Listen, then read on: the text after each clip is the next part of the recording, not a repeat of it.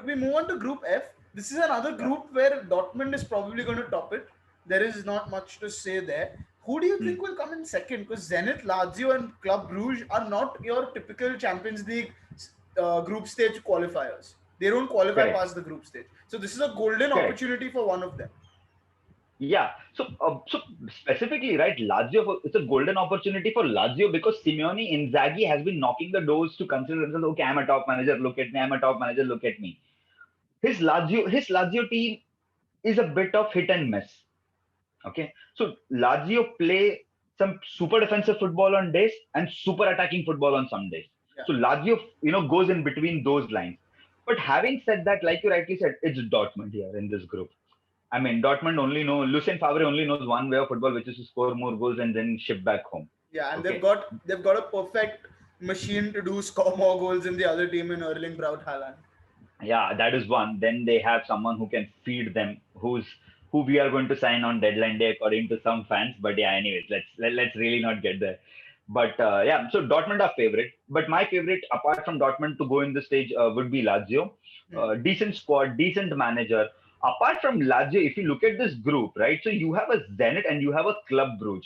The reason why Zenit can go through, or if I don't think Club Brugge will, if Zenit can go through, is because playing at Zenit is not easy. Yeah, It's a very hostile atmosphere, right? yeah. So when But you will play there in be crowds Russia, in the ground? Russian leagues already have crowds now. They already have crowds. They're very limited crowds, Hmm. but they do. But it's a very hostile atmosphere, in general to play in Russia as well. Plus the distance which they'll have to travel, etc., etc., etc. I don't think Champions League is well scheduled this time compared to what they were in the previous stages. Yeah, But having said that, I think Lazio should easily go through. But yeah, they will finish, second, second. of course. They'll not finish top. Obviously, there's Yeah. Dortmund. So But if now they do finish, it'll be a challenge. I think Lazio will finish second. I don't think they have it in the I group. was just checking, right? Apart from Ciro Immobile, who else has got maximum number of goals for Lazio? So Ciro Immobile has scored 35% of Lazio goals last Yeah, year. Obviously, he won the Golden Boot and stuff. So they have Jordan Lukaku, who's a defender, and they have Felipe Casido, yeah. who's actually rated quite big. Then there is Sergei Milinkovic Savic, Milenkovic who is brilliant. yeah, yeah, who apparently is looking for a move to Juventus today. So You don't know what yeah, happens today. so that's a great segue into Group G. I'm not going Yeah, to talk about Kiev and Fenerbahce. The yeah. Fenerbahce coming back after 25 years in their time they were a good Champions League team, whatever, etc., etc. But those Mhm. times are gone. But Yeah. this is the group, right? This is it. Two matches that the world is going to watch. It is Mm. Cristiano Ronaldo versus Leo Messi once again. Sometimes I think, this Champions League is rigged. Last year they didn't have great viewership because fans weren't there, etc., etc. Now they have perfectly put in a match which is Ronaldo and Messi in group stage. I mean, It's like how India Pakistan is always drawn in the World Cup together somehow.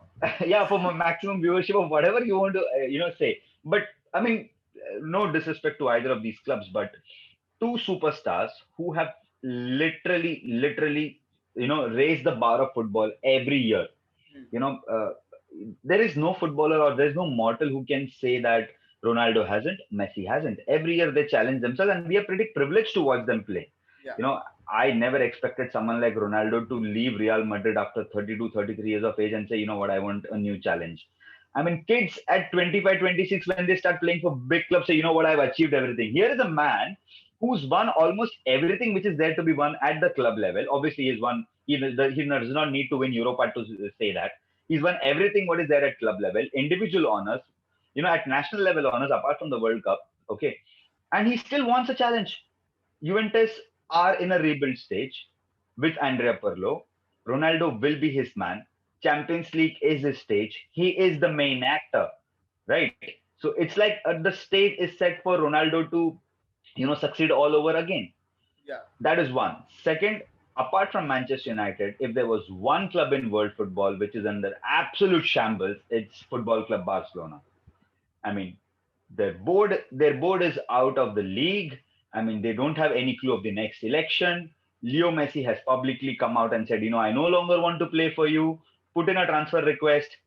Was about to leave for free, but then the 750 million clause came in picture. Next season, he again stands a chance to go out on free.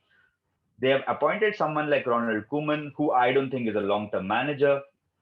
Me neither. They are going to sign Memphis Depay today. Uh, the squad is broken.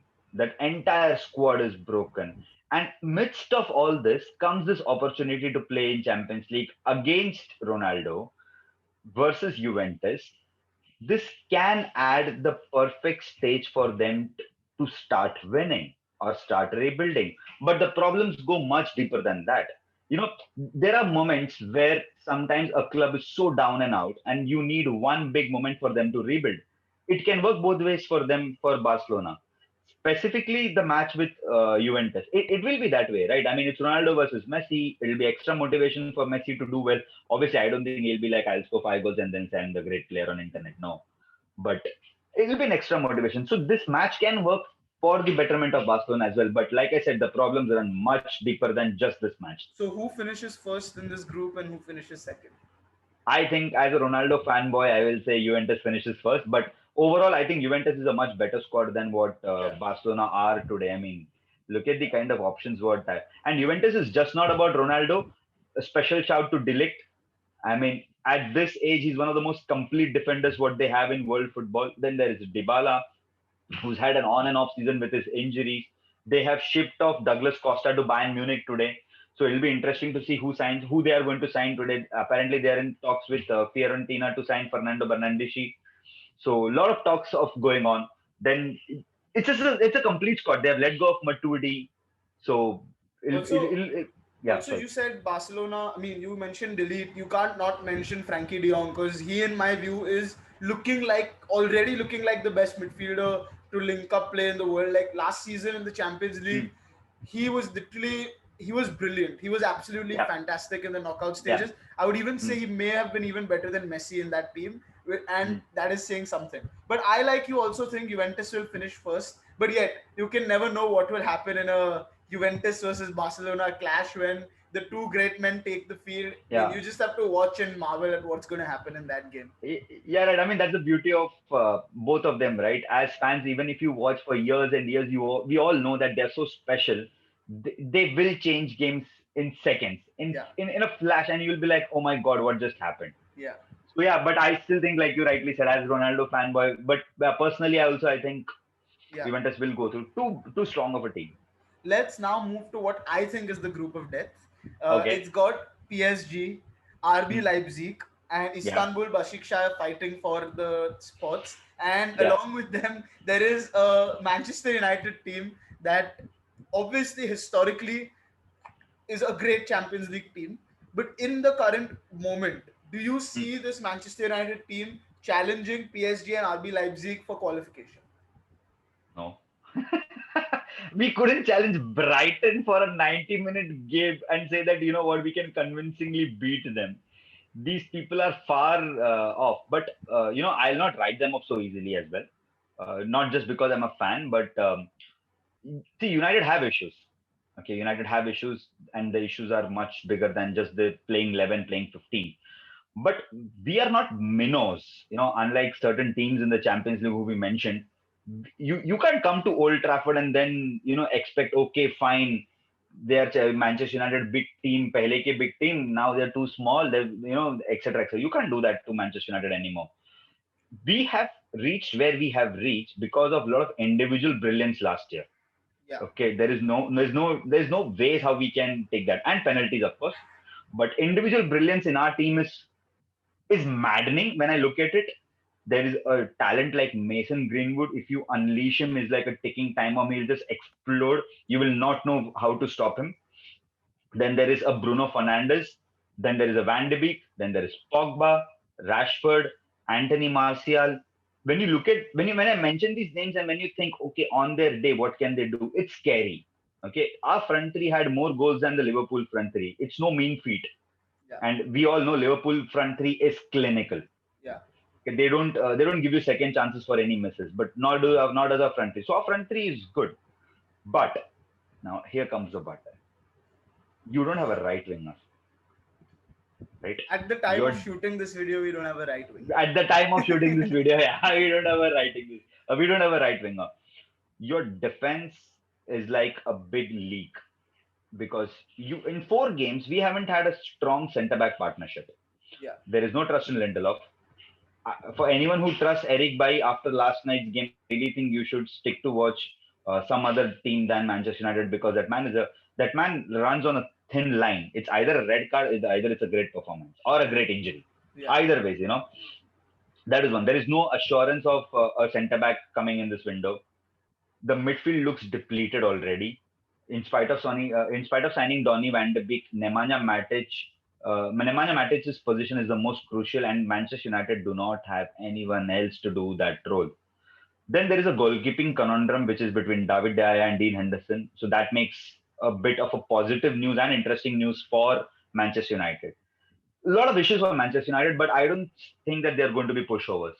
Yeah. And plus, if United miss out on Champions League to a certain extent, it'll be because of our tricky fixtures in October.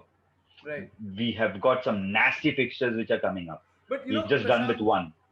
we've spoken about Yeah. United, and I mainly agree with you that we aren't pushovers, but that is why I call this a group of death, because this is a hard group. This is not going to be easy for any of the teams, in my opinion. Whereas I Yeah. feel Liverpool will qualify and Atlanta and Ajax will be fighting for the second spot. In this, I'm not so sure that PSG are going to run away with the first spot. They have a very good team. They are Mm. finalists, but at the end of the day, you're talking about the second biggest bottlers in world football after Tottenham Hotspur. These guys are bottlers. Let's face it. Yeah. Yeah, these I guys mean, are these bottlers. are bottlers, and they're bottled for years. I mean, you have a 4 goal lead and you bottle it at Barcelona. Really, 4 goal lead. I can understand you bottle it to Barcelona, but you bottle it to that Man United. I mean, I mean, With, with Scott McTominay in that squad, yeah. and Lukaku, of course, 2 goals, no doubt. But But but you know Prashant, what? why I don't consider this group of that? For 2 reasons. One, because I really think Paris Saint-Germain are too strong compared to all the teams in this group. Okay, Okay, a, a fit Mbappe, fit Neymar, fit Mauro Icardi. Okay, that with front three is Verratti. fit Verratti. I mean, that's a myth. So I'm not talking about Verratti, because he's still again coming back from an injury and he's not fully fit. So whenever he gets fit, etc. Then they have Idris. Okay, fine. Andres Herrera, for all United fans who are watching. They have Idris Guy. They haven't replaced Thiago Silva, in the defense, which I think Marquinhos might move back to center defense. But PSG are too much firepower, at least on paper, in this group. So I think they will just walk through this group easily, because you know for a couple of reasons. One, because the firepower of Mbappe and Neymar is too much. Even against the Bayern Munich game we saw, even though Bayern Munich won, but they really made a mess of Bayern Munich's defense to a certain extent, right? And then you have in this group is RB Leipzig. Yeah, For people who think that RB Leipzig are nothing without Timo Werner, please, yeah. Let it's me not just the throw case some at names all. out. Let me just Yeah. throw some names out. They've yet got Upamecano in defense. They've got Yes. Yusuf Poulsen up front, who's Mm. a brilliant player. Werner got Yes. all the goals, but Poulsen is a good player. Emil Correct. Forsberg in midfield. Yes. Marcel Sabitzer in midfield, and they've signed Alexander Soleroth, who is an incredibly smart footballer. If you've seen Correct. Soleroth play, you would be very wary of coming up against him. He knows what he's Yes. doing. He's a good player. And then you've got the keeper, Gulashki, or however you pronounce his name. He's a fantastic goalkeeper, very underrated guy. He's a very, very strong character in that team. So if you think There's Werner is one the more person. There is one more person. The uh, manager. Oh yes, of course. That I was just going to come to that. If you think only Werner is the only reason why Leipzig did last season, you've only been following them on Twitter, because Werner is did well last season because of what Prashant just said. That Nagelsmann is an absolute genius. That man lives, breathes football. He's been coaching since he was 24 years, 25 years old, and he's yet learning. There's a reason why he's called Baby Mourinho. Just remember Yeah. the Jose Mourinho that existed before he came back to the Premier League. Just think about that Jose Mourinho for a second. Would you as a team want to come up against that Jose Mourinho? Absolutely not. And that is Yeah. why don't discount this Leipzig team just because Timo Werner is not in it. Yeah. I mean, I was reading on Twitter the other day. We've got opportunity for us to go to Germany and beat Leipzig because there's no Timo Werner. Yeah, he scored 49 goals. That's because Paulsen Sabitzer laid it on his feet. Okay, I'm not saying he's a tap-in merchant or something, but the team is much bigger than Timo Werner. Timo Werner was an integral part. I'll not be I'll be very stupid if I say Timo Werner wasn't. Yes, he was an integral part. But the shock of my life as of now is how has not a big team identified Sabitzer and taken him? He is, if Paul Pogba is worth 89 million, if United, let's say tomorrow, paid 100 million to Leipzig, I'll be more than happy if they are giving me, Sabitzer. You have to see his vision. He's one of the smartest passers in world football. He will not take a risk with the pass if he thinks the opposition is going to win the ball. That's Marcel Sabitzer in a nutshell. And talking about Upamecano, I mean, think about this, right? He's 23, 24. People are already considering him as one of the best defenders in world. That actually speaks volume of what kind of a defender he is. For anyone who does not know, Upamecano does what Upamecano does, which is to read the danger, sense it, clear the ball. He is not just someone who will, okay, fine, I won the ball, I'll pass it. No, Upamecano is very old school in that sense of defending. He will clear the ball ASAP because in an interview he said once, I absolutely hate conceding goal even if I'm winning 5-1 because it's like I have not done my job 100%. I still let one goal, right? What do most defenders say? The keeper should have stopped it. I stopped the rest of the chances. He still says that one goal should not be considered. That's very old school, thought. Then there is Christian Paulsen. So Paulsen is someone, for anyone who does not know how Paulsen plays, Paulsen is Yusuf someone Paulsen. who I'm sorry, Christian Eriksen. I'm saying Yusuf Paulsen. Yusuf Paulsen is someone who lays the chances to his striker. He's more of like, fine, when the ball comes to me, I'll chest it, I'll get the ball, pass it. Because he He knows he does not have the pace to he cut is in. what all of y'all think Roberto Firmino is. Yes, he will make spaces, he will irritate and he will annoy the defense because he knows that he does not have extreme pace to run like an Mbappe has, but he knows he's got brains here, so he will just run, he'll wait, and that's how Timo Werner is unleashed. That's exactly how they played. Now, talking about Nagelsmann, okay, I've been a huge fan of, and you know it, right? I've been a huge fan of Nagelsmann for not just 1 year, 4, 5 years 5 years, now. yeah. Yeah. For the reason why I'm a huge fan of Nagelsmann is there is a reason, like what Prashant said, he's called as Jose Baby Mourinho, and it is not just about the winning factor. It's about the constant urge to know more and more about football. The big difference between Mourinho and Nagelsmann is innovative, expansive, and the key word which you are looking at is adaptive, which Yes. Mourinho isn't. Yes. Nagelsmann is very adaptive. So, for example, when Nagelsmann started last season playing with the back three, okay, in between the season, he suddenly switched to back five and then it again became a back four. When a lot of people observed this and asked him the question in the press conference, he said that I wasn't getting much control in the football. Like I wasn't getting the control of the game in the 90 minutes. So I tried these different tactics. I think I'll go back to back three because it works well for my team. So he's adaptive. He keeps changing. He keeps rotating. Obviously, he'll try and find a system to include his best players. But yes, Leipzig aren't pushovers. But So, in so front of Prashant, one yeah, and two. hmm. 1 and 2, PSG Leipzig. It Well, depends on our day. I mean, it depends on today, who what happens, I etc. But think I think even if Manchester it today United. happens, it's a bit difficult. I think you're right. I think it will be a very tight. I see. I don't think Leipzig is. I don't think it's going to be like PSG and Leipzig at about 10 and 8 points and United at 4 points. I Yeah, don't think it's going to be like correct. that. I think it's going to Hmm. be 1 point or even goal difference deciding who goes into the next round between us and Correct. Leipzig.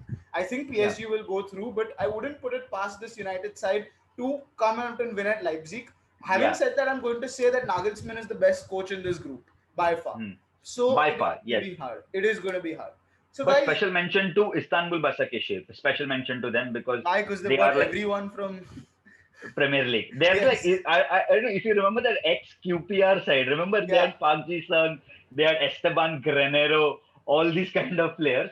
So they are like that team. So, but I'll be very happy to see this group because a favorite player of mine will come back to Old Trafford, which is Rafael da Silva. Rafael de Silva. Yes. Yeah. So I'll be pretty happy to see. They also have got Steven Gerrard's nemesis Demba Ba up front. They have Demba, they have Martin Skrtel up front. So a lot of players who played in the Premier League, they have. But I mean, this group is, yeah, for you it's group of death. I know why you're saying this. It's a fair shout. United are drawn with teams because of what those teams are. It's like pushing above their weight. If United if United go through this group, right? If they It finish, would be an it'll be a upset. it'll, yeah, it will be an upset. It'll be a Herculean effort for this team to go into the next round of Champions League. especially right now when we're shooting this video, the squad what we have, it's a Herculean task. So guys, you heard it from Prashant. Group A, Bayern and Atletico. Group B, Madrid and Milan. Group C, City and Marseille. Group D, Liverpool and Atalanta. Here, I think it'll be Liverpool and Ajax. Group E, Sevilla first, Chelsea second. Group F, Dortmund and Lazio, which seems like it would be that way. Group G, Juventus. It is Cristiano Ronaldo's trophy and Barcelona. And Group H, Prashant thinks PSG, Leipzig. I think PSG, Man United. And now the surprise that Prashant had as to who he thinks is going to win the Champions League at these initial stages. I think Juventus will win it this year. Juventus with Andrea Pirlo at the helm. Yeah, Juventus with Andrea Pirlo at the helm will win it this year. Uh, for just it's just my gut. Last year when when someone asked me to predict, I said Bayern Munich and it went well. Uh, in spite of they having Nico Kovac to a certain extent. Sometimes when you look at teams and you know that this is not like any other team you've seen. I kind of sense that the Champions League is coming to Juventus. It's been coming for them for quite some time. And that's the reason why they signed Ronaldo, right? They want to win it again. That's why they signed Ronaldo. So Prashant, let me ask you this one question. If Juventus win the Champions League, if Ronaldo takes them there, then is there any question remaining as to who is that perennial GOAT that all fans are willing to always chase? Nope. There'll not be any question. And after that, it's still someone questions who is the GOAT just because of whatever one gentleman has done. No, I mean, like we were discussing the other day as well. Why has Ronaldo been signed to Juventus? They want to win the Champions League that bad. He is Mr. Champions League. I mean, you can say all the records, which Messi owns, but Ronaldo is Champions League. He scored the most iconic goals in Champions League stage at the big, at the finals, group stages, semi-finals, etc., etc. And the reason why I think they will win it is because this year, so imagine that Portugal team who won the Euros, right? Very average team to a certain extent, but it was this man's desire to win it. They say football is a team sport, right? But sometimes when your desire to win it is so high, you can pull it off. Andre Pirlo, for people who think that Andre Pirlo is just a newbie manager, yes, he is. But Andre Pirlo is one of the most, if I have to use the word, is one of the most stubborn footballers I have ever come across, as I've ever seen. He's one of the most stubborn footballers. That stubborn behavior or that stubborn nature will rub on to this Juventus team. Imagine someone like AC Milan letting go of you for free, and then you are in your twilight years of the career. You define a position for yourself just because you are stubborn. He wanted to stamp that authority. And that's one of the reasons why I respect Andre Pirlo as a footballer so much. So I'm sure the stubbornness will pass on to Juventus. Obviously, it will be difficult for them in the start to understand how he works. Got no experience. He will require the support of the players. You have to win the players over, all over again. All that stuff, agreed. But with or without Andre Pirlo, hopefully with Andre Pirlo, I think Juventus will win the Champions League in the initial stages at least, is what my prediction is. Right. I'm not going to make a prediction. I'm yet not sure as to what's going to happen. But if I have to choose a winner, I think it'll be a surprise winner this year. I don't see the likes of Liverpool doing it. I don't see the likes of Barcelona doing it. I don't see Madrid having a good enough squad to go all the way. So Man United? It could be Juventus. It could be City. Unfortunately, it could be City. But let's see what happens. Thanks, Prashant, for joining us. I think this has been a great discussion. I think it'll be very helpful for people to know what to expect from this season's Champions League as well, because it's going to be an interesting competition. Let's face it. So thanks, guys, for joining. Subscribe to the channel, like the video, and also follow MEFC India for some wonderful work they're doing. Some great interviews and podcasts they're running. So follow them and like, share, subscribe. Thank you.